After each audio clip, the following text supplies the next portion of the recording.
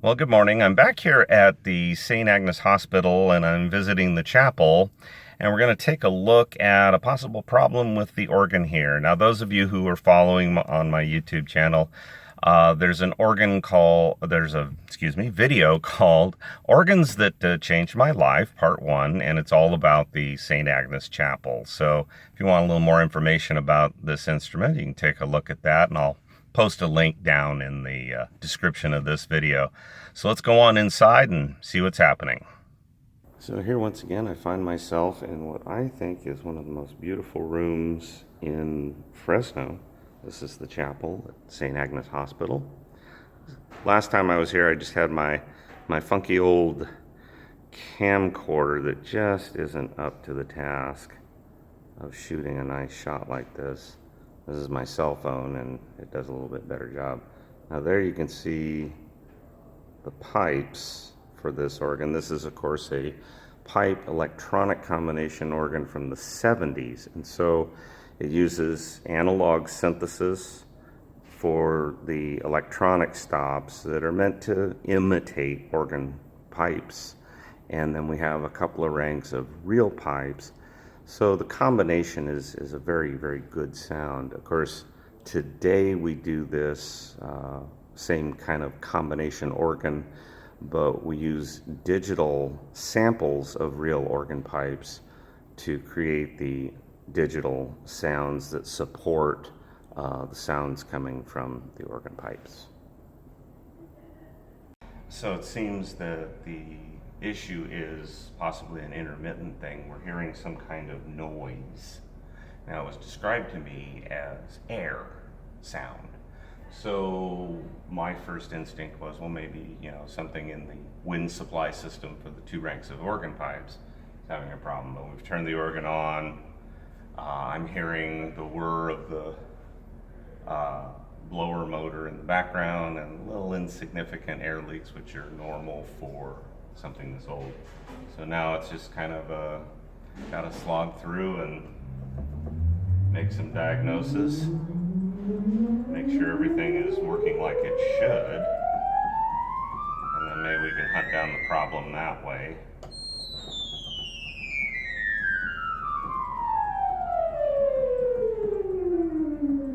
If something comes up and it's not behaving like it should, that might lead us to something that's causing a problem.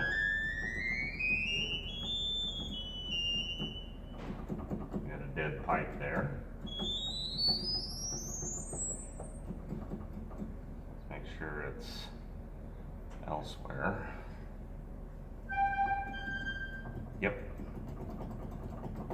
Because these two keys in this situation would operate the same pipe, and neither one is working, so there's something there.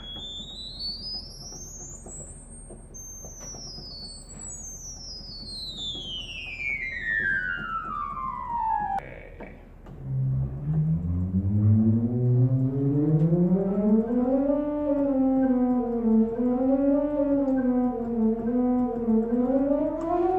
Slow to speak.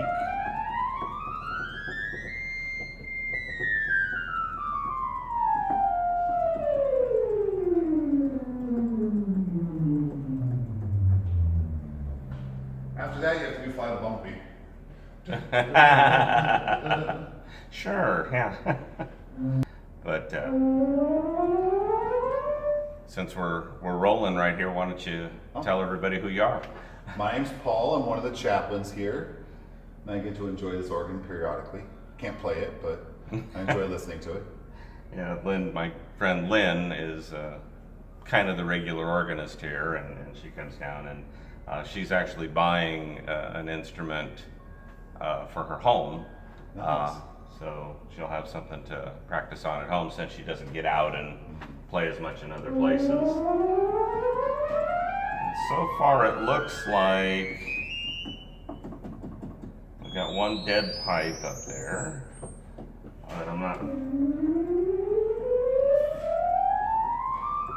What I'm going to do is run through everything, make sure everything's behaving like it's supposed to, then I'll open up the console, take a look inside, and look for anything obvious. Maybe some rodents got in or something. Hopefully not. Usually in a hospital setting, we don't have those kinds of problems. But I do run into weird stuff from time to time.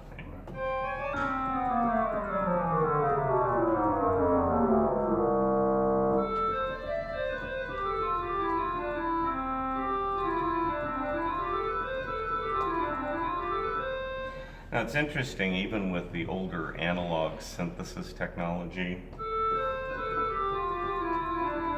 that's a very believable Cremorne.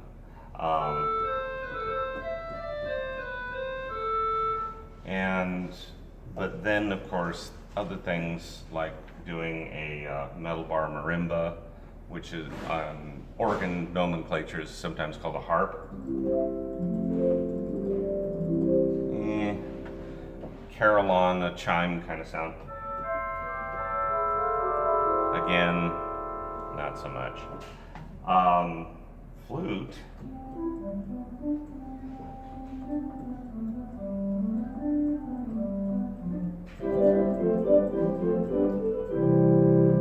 Not bad. Diapason or principal. On analog technology, always sounded a little stringy, and so that's why one of the first things they did in doing a pipe combination organ was use real pipes for that tone.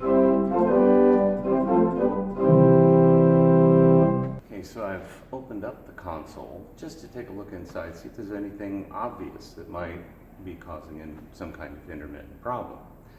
So this is pretty typical of the electronic tone generating portion of a Rodgers organ built in the mid-70s. So we have over here our oscillators. These are the main oscillators. And in this case, unlike my 725, get over here, the LC type oscillators go all the way down to the bottom, and this takes up a lot more room. This bank of oscillators here were later placed by RC type oscillators, which only took up about half as much of the space. And then here we have, this is the Celeste oscillators here. Then we have our pedal reed, and this is kind of a unit reed here. So we have our pedal reed stop and our trumpet and oboe on the sweller taken from here. Over here we have, this is the Cremorne. Here, this is the great reed, and this also is the chiff generator for the electronic flute stops, that they have a chiff like you would have on an actual pipe. And then this is the flute here, diapason. And then over here, this is the Celeste stop here. And then these are all of the relay switches that trigger all of the electronic stops. So we have, this is time shared like on the 725. This is using discrete components to create a time sharing circuit as opposed to TTL or CMOS type circuitry.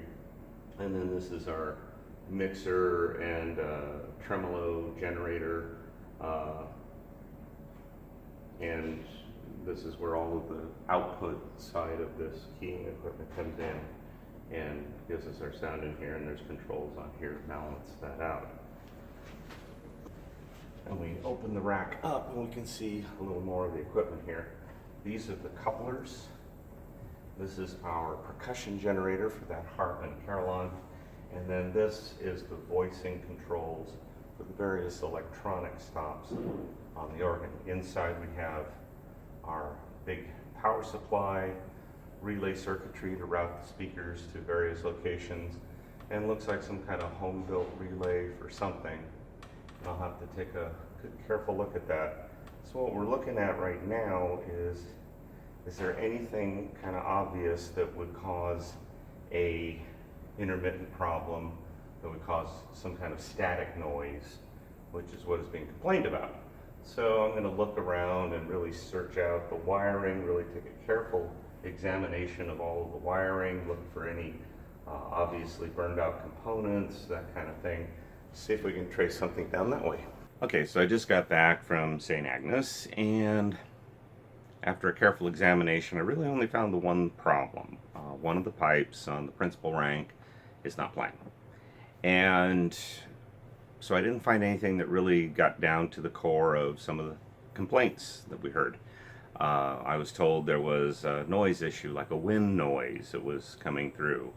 There's nothing like that going on. The chaplain, Paul, reported that Lynn seemed to indicate that there was a missing note here and there. Well, I only found the one pipe, but because of the way the organ is coordinated, depending on the registration and what you're playing, that one pipe not playing could end up sounding like a whole note is missing from time to time as you're playing. So I'll need to do some follow-up.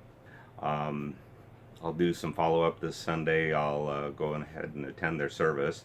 Just kind of sit with Lynn, the organist, and let her play through her thing, and we can see what's going on. The main thing that does need to be done is that the organ needs to be tuned. And that will require me to get up to where the pipes are, and at that time I can do some other examinations of what's going on in the instrument. And with all of that, we can keep it in good shape. So that's what we're going to do next. Thanks for watching, and don't forget to subscribe to this channel and make sure you hit that notification bell. There's a bunch of ways you can connect with me online. Please like and follow my Facebook artist page. It's Tony Imperatrice at Tony I, the Organ Guy. Also, you can subscribe to my website, TonyImperatrice.com, and you can receive exclusive behind-the-scenes content that you will get nowhere else if you go over and sign up on my Patreon page. All of these links are in the video description. Thank you.